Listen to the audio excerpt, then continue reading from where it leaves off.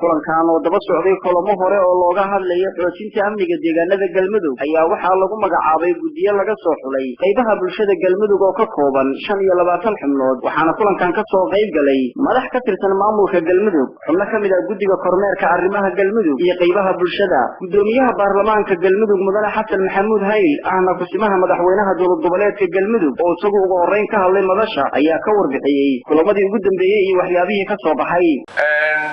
maanta waxaan iskugu nimid hawlo soo socday oo ku saabsan amniga qorshe hore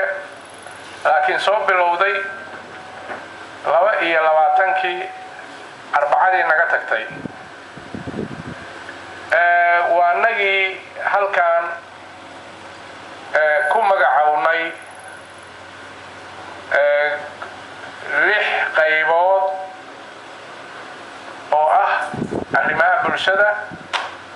culumada aqoonyahanka dhalinyarada saraakiisha ganacsatada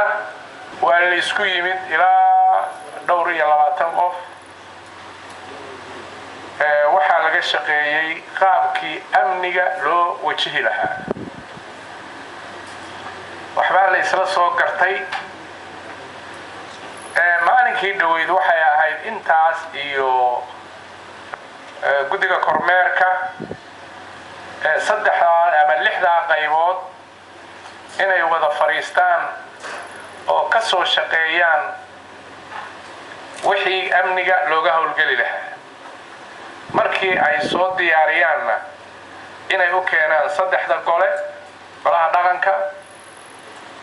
golaha baarlamaanka iyo golaha xukuumadda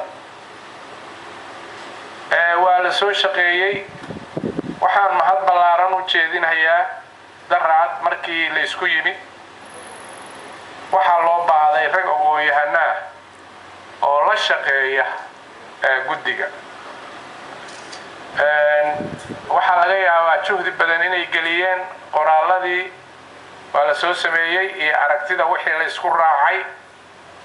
kulamadan ay yeelanayaan madaxda maamulka Galmudug iyo qaybaha bulshada Galmudug ayaa waxa ay imaanayaan xilli deegaanada Galmudug ay ku soo badanayeen bilihii ugu dambeeyay falan darro oo aan horey looga baran Liibaan Ciise Cumar gaalkacyo.